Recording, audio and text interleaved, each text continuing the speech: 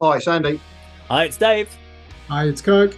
Welcome to the A.D.K channel. And today we're going back to check out a band called The Warning. We've checked them out a few times before. We had their recent one called More, which was a complete departure from their older stuff. And we're actually going to go check out something that The Warning did with an artist called Alessia Cara. And this was for the anniversary of Metallica's Black Album. So multiple artists came together to re-record versions of songs off the Black Album. And actually what was very interesting was The Warning really kind of became quite famous for their cover originally of Enter Sandman when they were very young. And they went back and they revisited it and did it in a kind of a new style. And I thought it'd be really interesting to see how they changed it around and did their own thing with it and share our thoughts about what we think about it. Now, everyone knows Enter Sandman to some degree. They've heard it in passing, or they've heard it in some rock bar somewhere. They've heard every rock pub band do a cover of it at some point. So it'll be quite interesting for us to check it out. But yeah, let's go do it.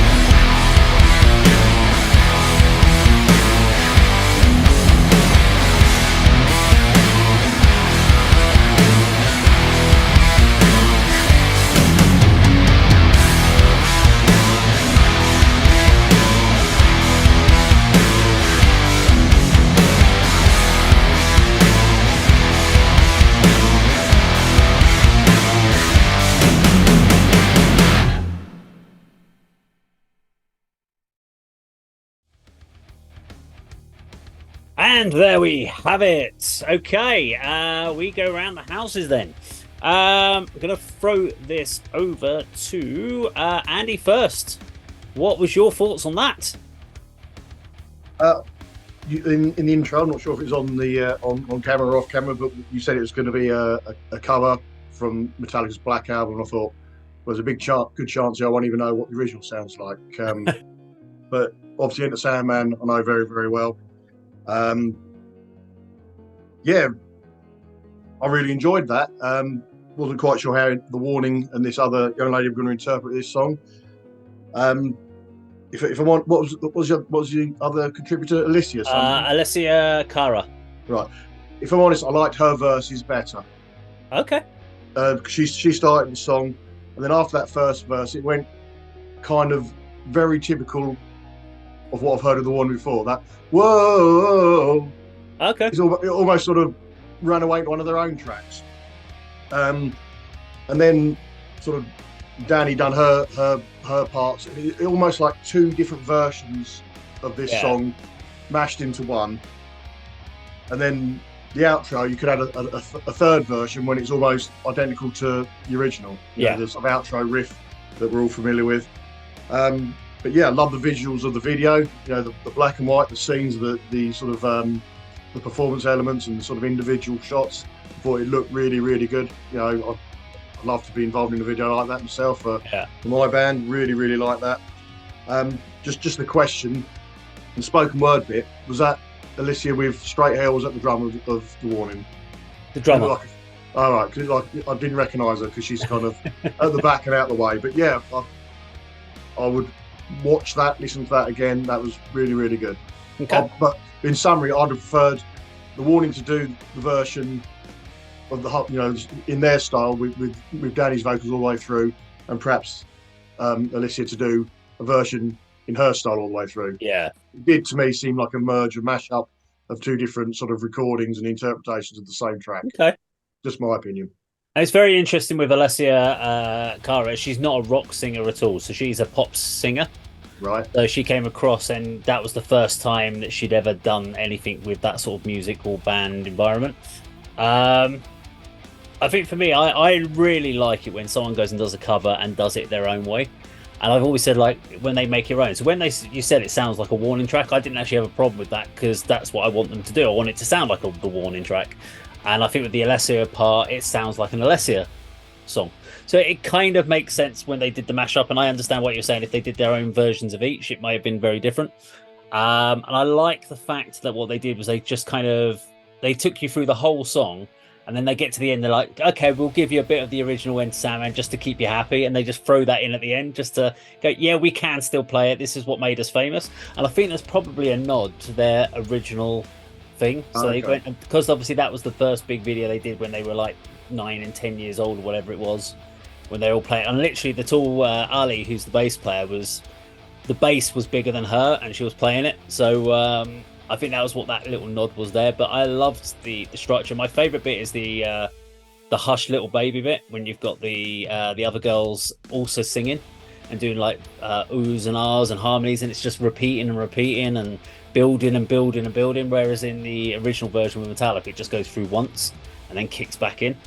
But it just shows that this hasn't been written for them. They wrote that structure, they put that together, and I think it's great because Enter Sandman itself is just a good hard rock track, but that's all it really is. This kind of added a little bit more texture to me. It added a little bit more emotion, whereas the Enter Sandman, maybe because we've heard it so many times, it's just kind of a bit of a good hard rock shout out song. Don't know, Kirk, what do you reckon? Yeah, I need to challenge you on that. Let's put some perspective on this. Enter Sandman is not a hard rock song. It's a very crunchy, very heavy, mid-tempo heavy metal song, isn't it? It's not quite the early thrash that Metallica are famous for. I would really hesitate to even make comparisons with the original and say this is better. That's almost blasphemous. This album is an absolute game changer in metal. To this day, it's the biggest selling metal album of all time. You know, this is an example where the mainstream came to Metallica rather than them going to the mainstream, or maybe they met halfway. This version, I always find covers like this interesting because, like most Metallica songs, this is in the key of E minor. So straight away, you know it's going to have to be a dark interpretation, however you do it, unless you completely change the key, which just would not serve the song. I thought they did a tremendous job up until that part where they sound like The Warning with the... So, you know, Enter Sandman was in E standard. Oh, is it? Right, okay. Well, I Just a point on that one. I didn't like that part with the, whoa, it spoilt it for me. At that point, I thought this is a very mature interpretation, and then they just spoilt it with that. Fortunately, they only did it once in that chorus, and then they brought it back again in the middle eight, but it didn't. I didn't find that as irksome. Good ending to the song. I've not heard any songs from The Warning where the guitar player does anything other than just play chords. So it was good to see that she can play a riff.